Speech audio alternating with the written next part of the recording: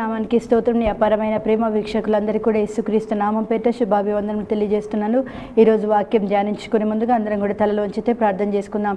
పరిశుద్ధ ప్రేమ స్వరూపి అయిన నా ప్రియ తండ్రి, మీకు వందనాలు స్తోత్రములు చెల్లిస్తున్నాం. నాయనను మంచి బోధకుడు ప్రభువా, దేవానికి స్తోత్రములు. నాయన ఈ సమయంలో నీ వాక్యంలో ప్రకటించుండగా పరిశుద్ధాత్మ దేవ, నీ బలమైనటువంటి నా ప్రభ వెలుగు నా తండ్రి, వాక్యం వింటున్న ప్రతి జీవితం మీద యేసుక్రీస్తు నామంలో ప్రకాశించును గాక. నాయన వారిలో ఉన్న చీకటి నా ప్రభ ఖండించబడిన ఆయన నీ బలమైనటువంటి వెలుగు వాళ్ళ ప్రజ్వరిల్లును గాక. మా తండ్రి మీకు స్తోత్రం. పరిశుద్ధాత్మ దేవుడా, నన్ను మరుగు చేసినైనా మీ ప్రజలతో మీరే మాట్లాడమని, నీ వాక్యమును నా ప్రభ మర్చువారు కాక అయ్యా నా తండ్రి దాని ప్రకారం జీవించేవారుగా మీరు బలపరచుమని యేసుక్రీస్తు నామం పేరిట అడుగుతున్నాను తండ్రి, ఆమేన్. ఈరోజు మనము ధ్యానించబోయేటువంటి అంశము అధికమైనటువంటి మేలు. యెహెజ్కేలు గ్రంథము 36వ అధ్యాయము 11వ వచనం మనం చూసుకున్నట్లయితే, మునుపటి కంటే అధికమైన మేలు మీకు కలగజేసేందును, అప్పుడు యెహోవాను నేనే అని మీరు తెలుసుకొందురు అని రాయబడింది. దేవుని యొక్క ఉద్దేశము ఏంటిదంటే, తనను నమ్మినటువంటి ప్రజలు మేలు అనుభవించాలి అనేది దేవుని యొక్క ఉద్దేశం ఉంటుంది. వాక్యం వింటున్న ప్రియులారా, యేసుక్రీస్తు ప్రభు ఆయన మేలు చేయటయందు ఆయన ఆనందించే దేవుడు అని దేవుని యొక్క మనస్సు లేఖనంలో స్పష్టంగా చాలా స్థలాల్లో మనకి కనబడుతూ ఉంటుంది. దేవుడు ఎటువంటి వాడు అంటే, ఆయన మేలు చేసే దేవుడు, ఆయన మేలు చేయటానికి ఆయన ఇష్టపడే దేవుడు, ఆయన మేలు చేయటయందు ఆనందించేటువంటి దేవుడు. దుష్టుడు తలపెట్టిన కీడులన్నిటినీ కూడా మన జీవితంలో మేలుగా మార్చగలిగినటువంటి గొప్ప దేవుడు. కనుకనే ఏ పరిస్థితి వచ్చినా సరే దేవుడు ఏం చేయమని మనల్ని కోరుతున్నాడంటే, దేవుని ప్రేమించే వారికి అనగా ఆయన సంకల్పము చొప్పున పిలువబడిన వారికి సమస్తము సమకూడి మేలు కలుగుటకై జరుగుచున్నది అని రాయబడింది. కాబట్టి వాక్యం వింటున్న ప్రియులారా, దేవుణ్ణి ప్రేమించేటువంటి మన యొక్క జీవితంలో ఏది కలిగినా సరే, ఆయన సంకల్పము చేత పిలువబడినటువంటి మన జీవితంలో ఏది కలిగినా సరే మనకి అవన్నీ కూడా మేలు కలగటానికి అవన్నీ కూడా జరుగుతున్నాయని బైబిల్ గ్రంథం మనకి స్పష్టంగా సెలవిస్తుంది.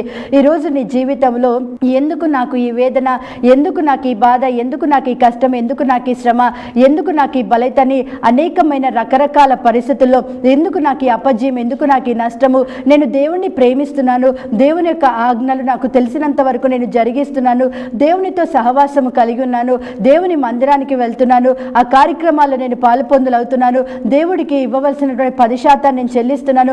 ఈ విధంగా నేను దేవునితో సహవాస విషయంలో, దేవుని కార్యక్రమాల విషయంలో నేను మంచిగానే సాగుతున్నాను, నా దేవుడిని నేను ప్రేమిస్తున్నాను, కానీ నాకే ఎందుకు ఈ శ్రమ అని చాలాసార్లు అనేకులకు కూడా కలుగుతున్నటువంటి ప్రశ్నలే. అయితే ఈరోజు ప్రభు అయినటువంటి దేవుడు ఏమంటున్నాడంటే, దేవుణ్ణి ప్రేమిస్తున్నటువంటి నీకు, ఆయన సంకల్పము చొప్పున పిలువబడినటువంటి నీకు సమస్తము కూడా సమకూడి, అది కీడైనా సరే, అది నష్టమైన, బాధైన, వ్యాధైన ఏదైనా సరే సమస్తము కూడా నీకు మేలు కలగడానికే అవన్నీ కూడా జరుగుతున్నాయని, అవి నీకు మేలు కలగ చేయడానికే అవి నీ దగ్గరికి వచ్చాయి అనేటువంటి విషయాన్ని ఈరోజు నువ్వు గ్రహించి దేవాది దేవునికి స్తుతులు చెల్లించాలి. ఇక్కడ ఒక వ్యక్తి జీవితంలో మనం చూసినట్లయితే, తన జీవితంలో దేవుని ఎడల భయభక్తులు కలిగినటువంటి వాడు, దేవుడు ఏది చెప్తే కూడా అది జరిగించేటువంటి స్వభావం కలిగినటువంటి వాడు. అలాంటి జీవితాన్ని మనం తరిచి చూసినప్పుడు ఆ వ్యక్తి అలాంటి కష్టము, అలాంటి భయంకరమైనటువంటి వేదన అనుభవించడం అనేది అసలు వీలు కాని పరిస్థితి అని మనం అనుకుంటాం. కానీ ఇక్కడ మనం చూసినట్లయితే ప్రేమ కలిగినటువంటి యేసయ్య మన జీవితంలో ఆయన ఏం కోరుతాడంటే, పరీక్షించబడుతున్నటువంటి వేళ ఒక శ్రమ, ఒక బాధ ఇవన్నీ కూడా మనకి తగిలినప్పుడు మనము దేవుని విషయంలో ఎలాంటి విశ్వాసము కనపరుస్తాము, దేవుణ్ణి ప్రేమించేటువంటి విషయంలో మనం ఇంకా ఆయనను హత్తుకుంటామా, లేదంటే దేవుణ్ణి దూషించి, దేవుణ్ణి ద్వేషించి, దేవుడు నాకు మేలు చేయలేదు, దేవునితో నేను మంచిగా ఉన్నా కూడా దేవుడు నాకు కీడు తలపెట్టాడు, నయోమి పలికినట్టుగా దేవుడు నాకు అన్యాయము చేశాడు, సర్వశక్తుడు నాకు అన్యాయము చేశాడు అని ఆమె పలికినట్టుగా పలికి ప్రేమ కలిగినటువంటి దేవుణ్ణి విడిచిపెట్టి పిగిలిపోయినటువంటి తిత్తులు, అంటే నీళ్లు నిలవనటువంటి తొట్లని తొలిపించుకుంటారేమో, వాటిని ఆశ్రయిస్తారేమో అని దేవుడు చాలాసార్లు కూడా మన జీవితాల్ని దేవుడు పరీక్షిస్తాడు. అయితే ఆ పరీక్షించినటువంటి వేళ, దేవుడు మనల్ని పరిశోధిస్తున్నటువంటి వేళ, శ్రమ అయినా, కష్టమైనా, బాధ అయినా, హింస అయినా, వేదనైనా ఏదైనా కూడా, ఎట్లయితే పౌలు ఇవేవి కూడా దేవుని యొక్క ప్రేమ నుంచి నన్ను ఎడబాప నేరవని పలికినాడంటే, దేవుణ్ణి ప్రేమించినటువంటి పౌలు జీవితంలో అనేకమైన పరిస్థితులు, కరువులు ఎదుర్కొన్నాడు, దెబ్బలు ఎదుర్కొన్నాడు, కపట సహోదరుల వలన అనేకమైనటువంటి హింసలు ఎదుర్కొన్నాడు, అనేకం ఎదుర్కొన్నాడు. పౌలు ఎక్కడికి వెళ్తే అక్కడ కేర్ ఆఫ్ శ్రమలు అన్నట్టుగా ఉంది పౌలు జీవితం. కానీ వీటన్నిటి పరిస్థితుల్లో కూడా పౌలు ఎంత మాత్రము కూడా దేవుణ్ణి దూషించి దూషించినటువంటి వాడు కాదు, దేవుణ్ణి ద్వేషించినటువంటి వాడు కాదు. కానీ అన్ని విషయములలో కూడా మనని కనికరించి రక్షించినటువంటి దేవునికి నమ్మకంగా ఉన్నటువంటి వాడు పౌలు. తన యొక్క జీవితంలో కృప అంటే ఏంటిది అని దాన్ని అర్థం చేసుకున్నటువంటి వాడు పౌలు. కాబట్టి ప్రతి క్షణము కూడా దేవుని యొక్క కృప తన జీవితంలో ఎంత మాత్రం కూడా నిష్ఫలము కాకుండా ఆ కృపకి తన జీవితాన్ని అప్పగించుకొని దేవుడు పిలిచిన పిలుపులో తనకి ఇవ్వబడినటువంటి ఆ యొక్క కాడిని మోసుకుంటూ దేవుని కొరకు నమ్మకంగా సాగినటువంటి వాడు పౌలు. వాక్యం వింటున్న ప్రియులారా, మనం చూసుకున్నట్టయితే పాత నిబంధనలో యోబు కనబడతాడు, కొత్త నిబంధనలో మనకి పౌలు కనబడతారు. వీళ్ళిద్దరు కూడా భయంకరమైనటువంటి శ్రమలు అనుభవించారు. అయితే ఈ శ్రమలన్నిట్లలో కూడా ఆ యేసుప్రభు అనుభవించిన శ్రమల కంటే అధికమైన శ్రమలు ఎవరికి కూడా లేదు. కానీ ఇక్కడ మనం చూసుకుంటే మానవ రీతిగా మనం ఆలోచన చేసినట్లయితే ఇటు యోబు అటువైపు పౌలు కూడా అనేక శ్రమలు అనుభవించినప్పటికీ కూడా ఎక్కడ కూడా వాళ్ళు దేవుణ్ణి దూషించినట్టు కానీ ఇంకా దేవుణ్ణి మేము విడిచిపెట్టేస్తాము, మేము దేవునితో మంచిగా నడుస్తున్నాం, దేవునికి మా జీవితాలను అప్పగించుకొని దేవుని యొక్క పనిలో మేము ప్రయాసపడుతున్నా సరే మాకు ఇలాంటి పరిస్థితులు, ఇలాంటి ఎదురుదెబ్బలు మాకు తగులుతున్నాయి. కాబట్టి అకారణమైన ద్వేషాలు, అకారణమైనటువంటి విరోధము, నష్టాలు, కష్టాలు, వేదనలు అనేకం అనుభవిస్తున్నటువంటి పరిస్థితి. అయితే వాటన్నిటి మధ్యలో కూడా వీరు దేవుణ్ణి ఎంతగా ప్రేమించారంటే ప్రతిదీ కూడా వారి మేలు కొలికి అనేటువంటి విషయాన్ని కూడా వాళ్ళ జీవితాల్లో వారు గ్రహించగలిగినారు. ఎందుకంటే ఎందుకు వాళ్ళ శ్రమ అనుభవించారో వాళ్ళకి తెలియదు. కానీ ఒక్కటి తెలుసుకున్నారు, ఏంటిదంటే దేవుని యొక్క రాజ్యము నిమిత్తము ఈ విధంగా శ్రమ పడటం యుక్తమైనదే, ఈ విధంగా శ్రమ పడటం మేలే అనేటువంటి సత్యాన్ని వాళ్ళు గ్రహించారు. అయితే ఈ లోకంలో పరదేశులము, యాత్రికులము కాబట్టి దేవుని కొరకు ఏది చేసినా దేవుని కొరకు చెయ్యాలి, దేవుని కొరకు బ్రతకాలి, ప్రతి ఒక్కరు కూడా సత్యం నిమిత్తమే చెయ్యాలి అనేటువంటి దృఢ సంకల్పము కలిగి ముందుకి సాగినటువంటి వారు వీరి జీవితాల్లో మనం చూసుకున్నట్లయితే ఎంతగా వీరు దేవుణ్ణి ప్రేమించారనేది మనకు అర్థమవుతుంది. ఇలాంటి భయంకరమైన శ్రమలు చాలాసార్లు చిన్న చిన్న శ్రమలకి మనం తట్టుకోలేక అనేక విధాలుగా సనుగుతుంటాం. దేవుడు నాకేం చేశాడని, చేసిన మేళ్ళన్నీ కూడా, ఉపకారాలన్నీ కూడా మన జీవితంలో మర్చిపోతాం. దేవుడు ఆదుకున్న దినాలు మర్చిపోతాం, ఆపత్కాలంలో దేవుడు మనకిచ్చిన సహాయాన్ని మర్చిపోతాము. అన్ని మర్చిపోయి ఒక్క శ్రమ తాకగానే, ఒక్క శ్రమ దేవుడు అనుమతి ఇవ్వగానే విశ్వాసాన్ని, మన ప్రేమని, మన నమ్మకత్వం ఎంతనో, మన యథార్థత ఎంతనో దేవుడు పరీక్షించటానికి వాటిని దేవుడు మన దగ్గరికి తీసుకొని వచ్చినప్పుడు చాలాసార్లు మన స్వభావం మారిపోతుంది. చూడండి, దేవుడు ఎంత ప్రేమ కలిగినటువంటి దేవుడు. యోబు గ్రంథం 1వ అధ్యాయం 2వ వచనంలో మనం చూసుకున్నట్లయితే యోబు ఊజు దేశం అంతటిలో కూడా అతను గొప్ప ధనవంతుడని బైబిల్ సెలవిస్తుంది. వాక్యం వింటున్న ప్రియులారా, ఇక్కడ మనం చూసుకున్నట్లయితే దేవుడు యోబు యొక్క చేతి పనులను ఎంత ఆశీర్వదించాడంటే అతను చాలా ధనవంతుడుగా, చాలా ఆస్తిని సంపాదించిన వానిగా మనకి కనబడతాడు. అయితే యోబు యొక్క సంతానం గురించి మనం ఆలోచన చేసే ముందు యోబు వ్యక్తిత్వం ఎట్లాంటిదంటే యోబు యథార్థవర్తనుడు, యెహోవా యందు భయభక్తులు కలిగిన వాడు, చెడుతనాన్ని అసహించుకున్నటువంటి వాడని లేఖనము స్పష్టంగా తెలియపరుస్తుంది. అయితే ఇలాంటి మంచి జీవితం కలిగినటువంటి యోబు శ్రమ పడ్డం అనేది నిజంగా మనకి చాలా ఆశ్చర్యం కలగ చేస్తుంది. కానీ దేవుడు ఎప్పుడు కూడా తన బిడ్డలు ఒక సాక్షార్థముగా ఉండాలి అని దేవుడు ఉద్దేశిస్తాడు. అంటే ఏది తగిలినిచ్చినా సరే నా బిడ్డలు నన్ను విడిచిపెట్టరు అనేటువంటి నమ్మకము మనల్ని బట్టి దేవునికి కలగాలి. ఎందుకంటే దేవుని వాక్యం అంటుంది, ఆయన యందు నమ్మిక ఉంచిన వారు ఎవరో ఆయనకి ఎరుకైన వారే అని రాయబడింది. కాబట్టి దేవునికి ఎరుకైన వారిగా నువ్వు దేవుణ్ణి తెలుసుకోవడం, నువ్వు దేవుని ఎరిగి ఉండడం కంటే కూడా దేవుని చేత నువ్వు ఎరుకైన వానిగా పిలువబడడం అనేది చాలా శ్రేష్టమైనది. వాక్యం వింటున్న ప్రియులారా, నమ్మదగినటువంటి జీవితము దేవునికి ఎరుకైనటువంటి జీవితమే. అయితే ఇక్కడ మనం చూసుకున్నట్లయితే యోబు నమ్మకమైనటువంటి వాడు. ఇక్కడ యోబు సంగతి ఆలోచన చేస్తే యోబుకి 7 కుమారులు, 3 కుమార్తెలు ఉన్నారు. యోబుకి 7,000 గొర్రెలు, 3,000 ఒంటెలు, 500 జతల ఎడ్లు, 500 ఆడుగాడిదలు, బహుమంది పనివారు అతనికి ఆస్తిగా ఉండి ఉన్నారు అనేటువంటి విషయం మనకి కనబడుతుంది. కాబట్టి అక్కడ ఉన్నటువంటి తూర్పు దిక్కున్నటువంటి జనులందరిలో కూడా ఈ యొక్క యోబు చాలా గొప్పవాడిగా ఉన్నాడు అని లేఖనం మనకి సెలవిస్తుంది. అయితే ఒక రోజు ఈ యొక్క సాతాను దేవుని యొక్క సన్నిధికి వెళ్ళి ఈ యొక్క యోబు విషయమై దేవాది దేవుడు చాలా సంతోషంగా, చాలా అతిశయంగా అంటాడు, ఇదిగో నా భక్తుడైన యోబుని చూసావన్నప్పుడు దుష్టుడైనటువంటి అపవాది అంటున్నాడు, అతను నీ యందు భయభక్తులు నిలిపడము ఉట్టిగా నిలిపినాడా? నువ్వు అతని చుట్టూ అతని కలిగిన సమస్తానికి నువ్వు కంచె వేశావు, తన చేతి పనులను ఆశీర్వదించావు కాబట్టి తను నీ యందు భయభక్తులు నిలిపి ఉన్నాడు. అయితే నువ్వు ఇవన్నిటినీ కూడా నువ్వు ఒక్క దెబ్బతో తన దగ్గర నుంచి నువ్వు తీసేస్తావు అనుకో, అప్పుడు ఈ యొక్క యోబు నీ యందు భయభక్తులు నిలపడం మానుకొని నిన్ను ముఖం మీదనే నిన్ను దూషించి నిన్ను విడిచిపెడతాడు అని చెప్పినటువంటి మాట 1వ అధ్యాయం 11వ వచనంలో మనకు కనబడుతుంది. అంటే సాతాను ఉద్దేశం ఏంటిది అంటే మానవుడు దేవుని మీద గురి నిలిపినట్లయితే దుష్టుడు ఎంత మాత్రం ఆ మనిషిని కదిలించలేడు. ఎప్పుడైతే మానవుడు దేవుడు ఇచ్చే వాటినే ఆశిస్తూ దేవుడు ఇచ్చే వాటి మీదనే దృష్టి పెట్టి వాటిని పొందుకోవడానికే దేవుని ఎడల ఒకవేళ భయభక్తులు నిలిపి ఉన్నట్లయితే ఏదన్నా శ్రమ వచ్చిన వెంటనే ఏదన్నా ఇవ్వబడింది తొలగిపోయినప్పుడు, దేవుని దగ్గర నువ్వు ఏదైనా అడిగినప్పుడు అది దేవుడు వెంటనే ఇవ్వనప్పుడు వెంటనే మానవుడు ఏం చేస్తాడంటే, సరి అయినటువంటి పునాది లేకపోతే భయభక్తులు నిలపడం మానుకుంటాడు. నేను భక్తిగా జీవించడం కూడా వృధానే అని దేవుణ్ణి విడిచిపెట్టేస్తాడు. సాతానికి తెలుసు మానవుని యొక్క బలిత. అందుకే ఇక్కడ అంటున్నాడు ఏంటంటే, యోబు ఉట్టిగానే భయభక్తులు నిలిపాడా? నువ్వు అన్ని ఇచ్చావు యోబుకి, అయితే అన్ని తీసేసే, అప్పుడు నీ ఎందుకు భయభక్తులు నిలపడం మానుకుంటాడు, నిన్ను దూషిస్తాడు, ముఖం ఎదుటనే నిన్ను విడిచిపోతాడు. అంటే ఎప్పుడైతే దుష్టుడు ఈ వ్యతిరేకమైన మాట పలికినాడో అప్పుడు దేవుడు చెప్తున్నాడు, నువ్వు యోబుకి ఏ హాని కలగ చేయొద్దు, ఇదిగో ఇవన్నీ కూడా నీ చేతికి అప్పగించానని చెప్పంటే, అప్పుడు ఈ యొక్క సాతాను ఏం చేస్తున్నాడంటే, దేవుడు ఏదైతే ఆశీర్వాదం యోబుకు అనుగ్రహించాడో ఈ లోక సంబంధమైన భౌతిక సంబంధమైన వాటన్నిటి మీద కూడా దాడి చేయడం ఆరంభించాడు. ఇక్కడ మనం లేఖనంలో చూసుకున్నట్లయితే యోబు గ్రంథం 1వ అధ్యాయం 14వ వచనంలో ఈ యొక్క ఎద్దులను ఎబెసీలు వచ్చి ఈ యొక్క ఎద్దుల మీద పడి వాటిని పట్టుకుపోయి ఖడ్గముతో వాటిని చంపించారు అనేటువంటి మాట యోబు వింటున్నాడు. ఆ తర్వాత ఈ యొక్క గొర్రెల విషయంలో అగ్ని ఆకాశం నుండి పడి గొర్రెల్ని చంపేసినాయి అనేటువంటి మాట విన్నాడు. ఆ తర్వాత మూడోదిగా కల్దీలు 3 సమూహములుగా వచ్చి ఒంటెల మీద పడి వాటిని కొనిపోయి ఖడ్గము చేత పన్నివారిని చంపారు అనేటువంటి వర్తమానం విన్నాడు. ఆ తర్వాత 4వదిగా తన సంతానమైనటువంటి 10 మంది సంతానం వాళ్ళందరూ కూడా వారి అన్న ఇంట వారి భోజనానికి వాళ్ళు వచ్చినప్పుడు వాళ్ళందరూ కలిసి భోజనం చేస్తున్నప్పుడు ద్రాక్షసం పానం చేస్తూ ఉండగా గొప్ప సుడిగాలి అరణ్య మార్గంలో వచ్చి ఆ ఇంటి 4 మూలలు కొట్టగా వాళ్ళ మీద పడినప్పుడు వాళ్ళందరూ కూడా ఒకటే దినము చనిపోయారు అనేటువంటి వార్త ఇక్కడ యోబు విన్నాడు. వాక్య పెట్టిన పిల్లరా, ఒకటే రోజు తనకి కలిగిన సంపద అంతా పోవడము, ఒకటే రోజు తన సంతానం అంతా మరణించడం అనేది ఒక తండ్రికి అది భయంకరమైనటువంటి వేదన. అట్లాంటి ఆ పరిస్థితుల్లో యోబు ఏం చేశాడని మనం లేఖనంలో చూసుకుంటే, దేవుడే ఇచ్చాడు, దేవుడే తీసుకున్నాడు, దేవుని నామమునకు స్తుతి కలుగును గాక, నేను తల్లి గర్భం నుండి దిగంబరిగా వచ్చాను, నేను దిగంబరిగానే నేను వెళ్తాను అనేటువంటి మాట పలుకుతున్నాడు. అంటే దుష్టుడు ఏదైతే దేవుని ముఖం ఎదుటనే దూషించి విడిచిపెడతాడు అని చెప్పాడు, భయభక్తులు మానుకుంటాడు ఇంకా యోబు అని చెప్పాడు. కానీ ఇక్కడ యోబు జీవితం మనం చూసినట్లయితే యోబు పరీక్షించబడినప్పటికీ కూడా ఎంత మాత్రము దేవుని మీద ప్రేమ యోబుకి తొలగిపోలేదు.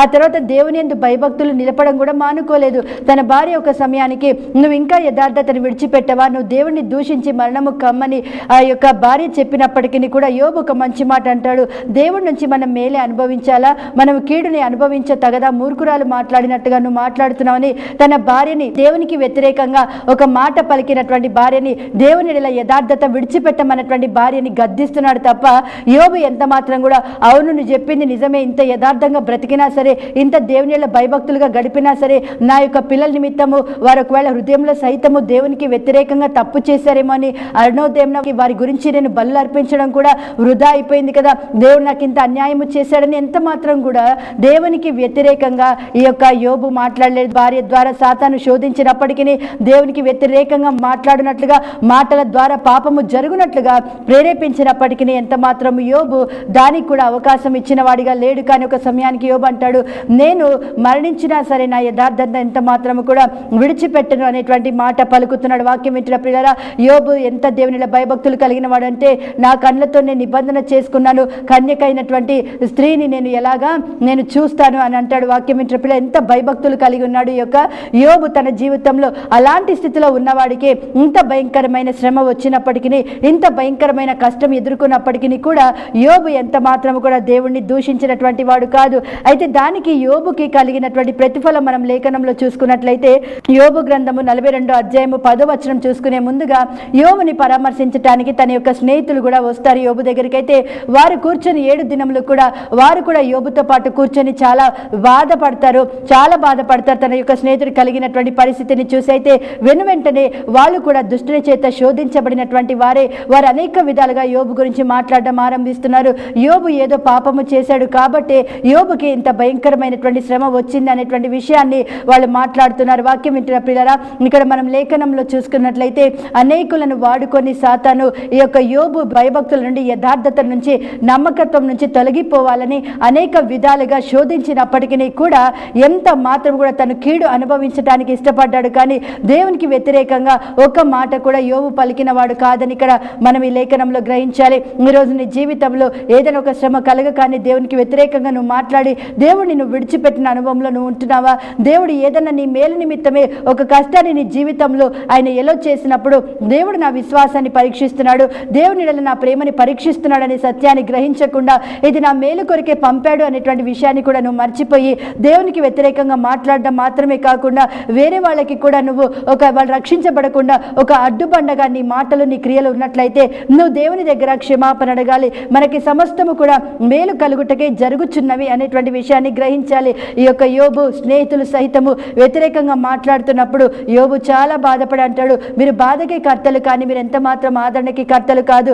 ఆ సమయంలో తన పక్కన ఉన్నటువంటి తన యొక్క భార్య యోబుని ఎంత మాత్రం కూడా ఆదరించలేకపోయింది. ఆ తర్వాత యోబు స్నేహితులు కూడా పరామర్శించడానికి వచ్చినటువంటి వాడు యోబు అక్కడ బూడిదలో కూర్చొని చిల్ల పెంకులతో గోక్కుంటూ భయంకరమైనటువంటి వేదన, చర్మం కూడా చీకిపోయినటువంటి పరిస్థితి, అంత బాధ అనుభవిస్తున్నటువంటి సమయంలో సహితము వాళ్ళు ఎంత మాత్రము కూడా ఒక మంచి మాట పలకలేదు. కానీ వాళ్ళు ఇంకా యోబు యొక్క గాయము రేపిన వారిగా, యోబుని ఇంకా వాళ్ళ మాటల చేత బాధ పెట్టిన వారిగా మనకి కనబడతారు. వాక్యం వింటున్నటువంటి అన్ని పరిస్థితుల్లో సహితము యోబు తన యొక్క జీవితాన్ని దేవునికి అప్పగించుకున్నాడు. కాబట్టి ఈ విధంగా ఈ కష్టంలో ఈ యొక్క పరిస్థితుల్లో నిలబడిన యోబుకి ఏం కలిగిందని మనం చూసుకున్నట్లయితే యోబుకి తెలీదు ఈ విధంగా దేవాది దేవుడు తన జీవితం విషయంలో సాతానుతో ఒక సవాలు చేశాడని, తనని ఎంతగా దేవుడు నమ్మాడు అనేటువంటి విషయము ఇవన్నీ కూడా యోబుకి తెలీదు. మనము చదువుతున్నాం యోబు గ్రంథము, కానీ యోబుకి ఇవన్నీ కూడా తెలీదు. సాతాను విధంగా శోధిస్తున్నాడు, సాతాను ఇవన్నీ కూడా తీసేసిన వాడు దుష్టుడే అనేటువంటి విషయాన్ని తనకి తెలియదు. కానీ తనకొక్కటి మాత్రము గ్రహించినాడు, ఏంటంటే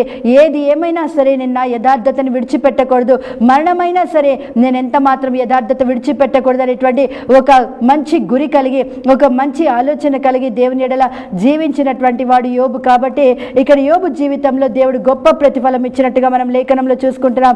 యోబు గ్రంథము 42వ అధ్యాయము 10వ వచనం చూసుకుంటే, స్నేహితుల నిమిత్తము ఎప్పుడైతే యోబు ప్రార్థన చేశాడో అప్పుడు యోబుకి మరలా తన క్షేమ స్థితిని దేవుడు దయచేసినట్టుగా మనం లేఖనంలో చూస్తున్నాము. ఆ తర్వాత యోబుకి పూర్వము కలిగిన దానికంటే రెండంతలు అధికముగా యెహోవా అతనికి దయచేసినట్టుగా మనం లేఖనంలో చూసుకుంటున్నాం. ఇక్కడ వ్యతిరేకంగా మాట్లాడినటువంటి యోబు స్నేహితుల నిమిత్తము ఎప్పుడైతే యోబు ప్రార్థన చేశాడో యోబు పక్షంగా దేవుడు వారిని అంగీకరించినట్టుగా మనం లేఖనంలో చూస్తున్నామంటే యోబు ప్రార్థించినప్పుడు మాత్రమే వారు దేవుని చేత అంగీకరించబడినట్టుగా మనం లేఖనం చూస్తున్నాం. అంటే వారు పలికినటువంటి మాటలు యోబు పలికినట్టుగా వారు యుక్తమైన మాటలు పలకలేదని దేవాది దేవుడు చెప్తున్నాడు. అయితే అలాంటి వారి నిమిత్తము, తనని బాధ పెట్టినటువంటి వారి నిమిత్తము ఎప్పుడైతే యోబు ప్రార్థన చేయడం ఆరంభించాడు, యోబు పోగొట్టుకున్న క్షేమస్థితిని దేవుడు మరలా తనకి దయచేశాడు.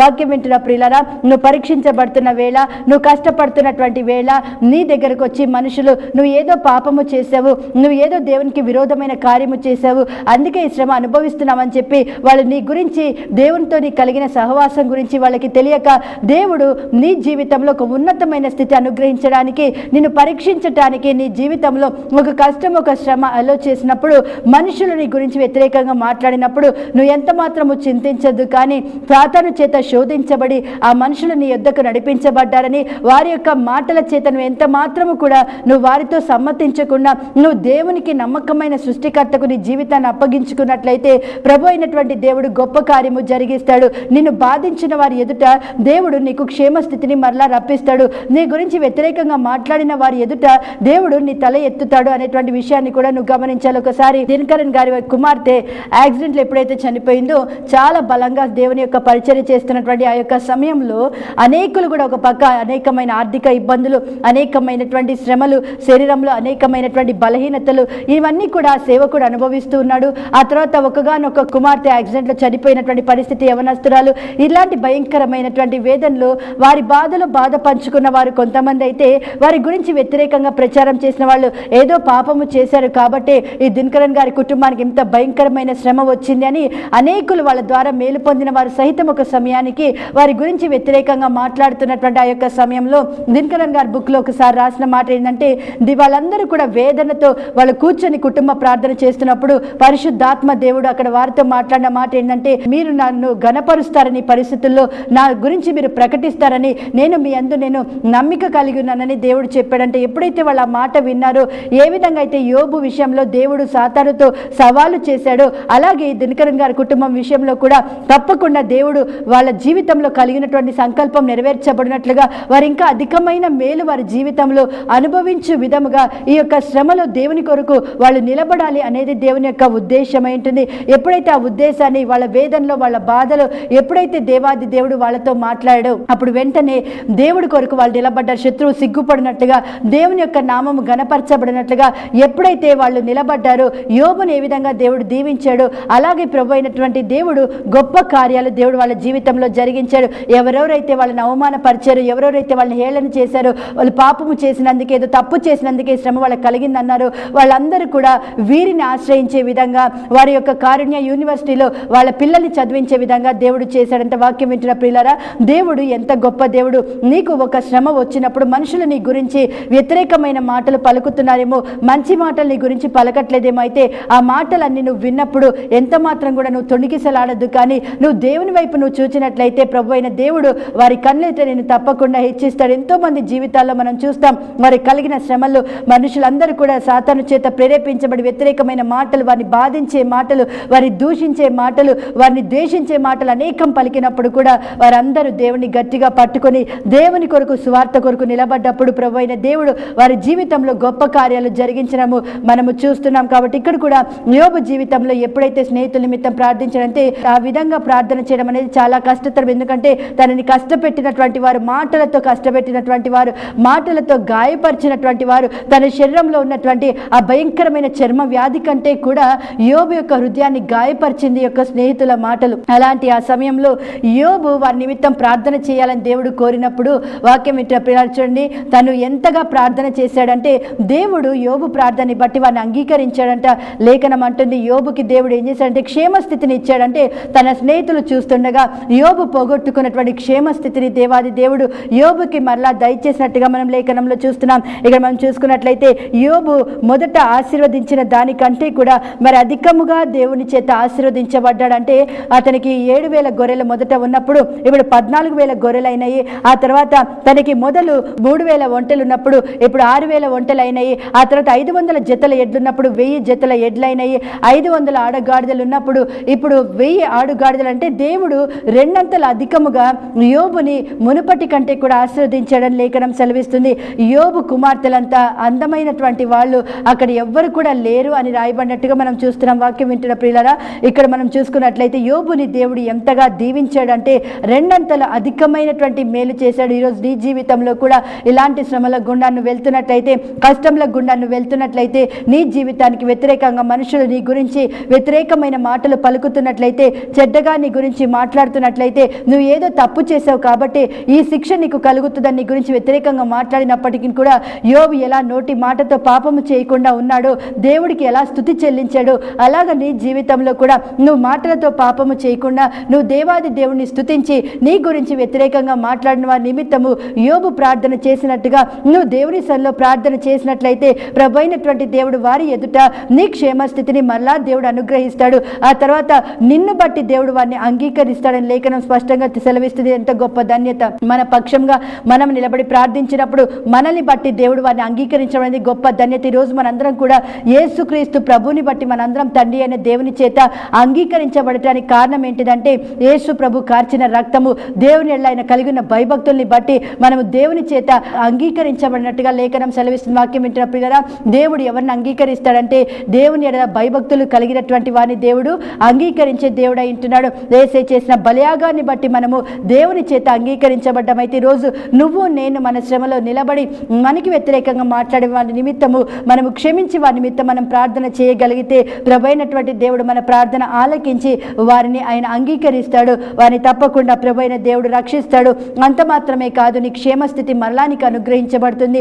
మునుపు ఊజు దేశంలో ధనికుడే, కానీ ఇప్పుడు తను పరీక్షించబడిన తర్వాత ఈ యొక్క యోబు ఇంకా రెండంతలు అధికముగా మేలు పొందినాడు. ఇదంతా మనం చూసినట్లయితే యోబు కీడు అనుభవించినాడు వాస్తవమే, కానీ ఆ కీడంతా కూడా యోబు జీవితంలో అధికమైన మేలు తను అనుభవించడానికి కారణమైంది. మునుపు తనకి కూడా కుమార్తెలు ఉన్నారు, కానీ వారు సౌందర్యవంతులు అని రాయబడలేదు మొదటి అధ్యాయంలో. కానీ ఇక్కడ మనం చూసినట్లయితే 42వ అధ్యాయంలో మనం చూస్తే ఈ యొక్క యోబు యొక్క కుమార్తెలు అంటే అంత సౌందర్యవంతులు ఇంకా ఎవ్వరు కూడా లేరు అని రాయబడింది. అంటే అన్ని కూడా దేవుడు రెండంతలుగా అనుగ్రహించాడు యోబుకి. ఆ తర్వాత ఈ యొక్క యోబు 4 తరాలు చూసినట్టుగా మంచి వృద్ధాప్యంలో దేవుణ్ణి చేరుకున్నట్టుగా మనం లేఖనంలో చూస్తున్నాం. వాక్యం ఏంటంటే ఎంత ఆశీర్వాదం యోబు తన జీవితంలో అనుభవించాడు. ఎందుకు తనకి ఆ శ్రమ వచ్చిందో తెలియదు, కానీ ఎందుకు వచ్చిన ఆ శ్రమ దేవుని ఎడల భయభక్తులు నిలపడం మానలేదు, యథార్థతను విడిచిపెట్టలేదు, చెడుతనాన్ని అసహించుకున్నాడు, దేవుని కొరకు నిలబడ్డాడు. అయితే ఒక సమయంలో ఆ కీడంతా కూడా తన జీవితంలో మేలుగా మార్చబడి, అధికమైన మేలుగా మార్చబడి, అద్భుతము జరిగింది. తన గురించి గురించి వ్యతిరేకంగా మాట్లాడిన వారి కన్నుల ఎదుటనే దేవుడు క్షేమస్థితిని మళ్ళా దయచేసినట్టుగా మనం చూస్తున్నాం. యోబుని అందరూ కూడా విడిచి వెళ్ళిపోయారు తన శ్రమలో. కానీ ఎప్పుడైతే యోబు దీవించబడ్డాడని తెలుసుందో యోబు యొక్క బంధువులందరూ కూడా ఒక వరహ తీసుకొని వచ్చినట్టుగా యోబు దగ్గరికి అప్పుడు అతని పరామర్శించినట్టుగా చూస్తున్నాం. ఈరోజు నీ శ్రమల్లో ఎవరు నీతో నిలబడరు, కానీ యేసు ఒక్కడే నీతో నిలబడతాడు. నువ్వు ఆయన పక్షంగా నువ్వు ఈ శ్రమలో ఆయన హత్తుకొని నువ్వు నిలబడినట్లయితే ప్రభు అయినటువంటి దేవుడు నిన్ను నిలబెడతాడు. నిన్ను విడిచిపెట్టిన వాళ్ళందరూ కూడా నీ యొద్దకు వచ్చే విధంగా ప్రభు అయిన దేవుడు నిన్ను అధికంగా ఆశీర్వదించడానికి దేవుడు సమర్థుడు. ఈరోజు నువ్వు ఉన్న పరిస్థితుల్లో ఎందుకు ఈ స్థితి అని బాధపడుతున్నట్లయితే ఈరోజు ప్రభు అయిన దేవుడు నీతో అంటున్నాడు, నీదంతా కూడా నీకు ఎందుకంటే నువ్వు అధికమైన మేలు అంటే మునుపటి కంటే అధికమైన వేలు. యోబు మొదటి అధ్యాయంలో చూసినటువంటి స్థితి కంటే కూడా యోబు 42 అధ్యాయంలో యోబు కలిగిన స్థితిని మనం చూసినట్లయితే అది అధికమైనదిగా మనకి కనబడుతుంది. ఈరోజు నీ శ్రమ, నీ కష్టము, నీ వేదన, నీ బాధ ఏదేమైనప్పటికీ కూడా ప్రభు అంటున్నాడు, నువ్వు ఆయన మీద ఆనుకున్నట్లయితే, వ్యతిరేకంగా మాట్లాడిన వారి కొరకు ప్రార్థించే మనస్సు నీకు ఉన్నట్లయితే తప్పకుండా యోబుని దీవించిన దేవుడు మునుపటి కంటే అధికమైన మేలు కలుగుటకే పరిస్థితులన్నీ అనే సత్యాన్ని గ్రహించి నిన్ను నువ్వు అప్పగించుకున్నట్లయితే ప్రభు నిశ్చయంగా నిన్ను ఆశీర్వదిస్తాడు. దేవుడి వాక్యాన్ని దీవించి ఫలింపచేయునుగాక. ఆమేన్. అందరం కూడా తల వంచితే ప్రార్థన చేసుకుందాం.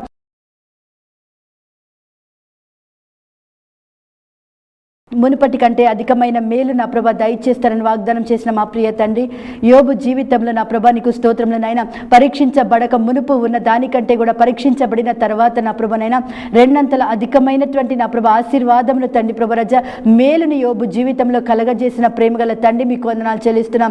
ఈరోజు వాక్యం విన్న బిడ్డలు ఎంతమంది అయితే ప్రభ దిక్కుతోచని పరిస్థితుల్లోనైనా ఎందు నిమిత్తం ఆ శ్రమ, ఆ కష్టం వారి యొద్దకు వచ్చిందనైనా ప్రభ అయ్యా నా తండ్రి అర్థము కాక నా ప్రభ వేదన పడుతున్నారు. ఈరోజు వాక్యము ద్వారా మీరు మాట్లాడేందుకు మీకు స్తోత్రం నాయన.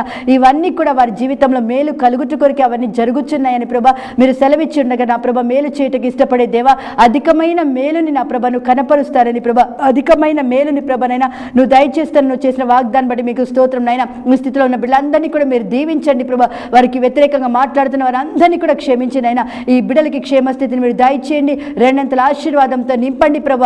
అయ్యా వ్యతిరేకించిన వారు, దూషించిన వారు, ద్వేషించిన వారందరూ కూడా నా ప్రభనైనా అయ్యా నీ కార్యమును చూచినట్లుగా నా ప్రభ నీ రక్షణ వీరి జీవితాల మీరే కనపరిచి మేము పొందుకోమని బిడ్డలందరినీ కూడా నా ప్రభ ఏ స్థితిలో ఉన్న ప్రభ రజ ఇప్పుడే మీరు ముట్టండి, స్వస్థపరచండి, విడిపించండి, బాగు చేయండి, లేవనెత్తండి, వర్ధిలింప చేయమని యేసు నామం పేట అడుగుతున్నాను తండ్రి. ఆమెన్. దేవుడు మిమ్మల్ని సమృద్ధిగా దీవించునుగాక. ఆమెన్.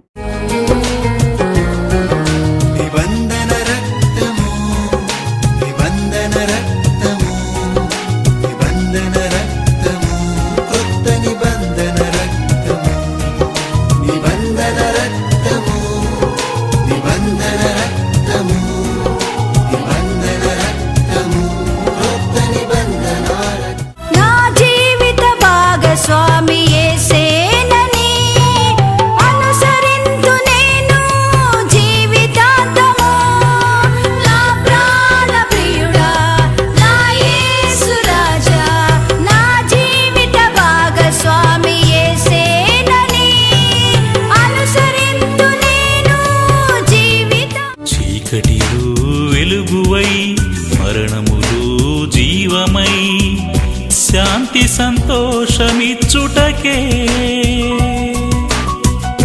రిక్తుడైనాడు యేసు. చీకటిలో వెలుగువై మరణములో జీవమై పలికిన వాగ్దానములను నెరవేర్చెదవు, యోచించిన సంగతులను సఫలపరతువు. యేసయ్యా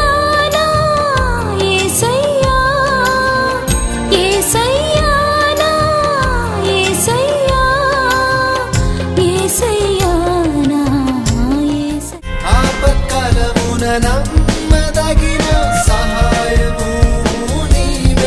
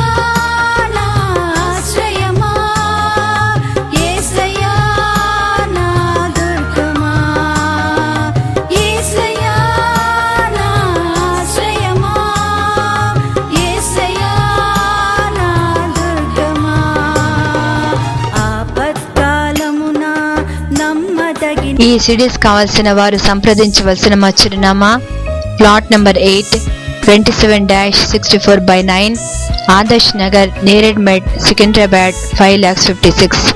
కాంటాక్ట్ చేయవలసిన మా ఫోన్ నెంబర్స్ 9885903327, 8686523183. దేవుడు మిమ్మల్ని సమృద్ధిగా దీవించు.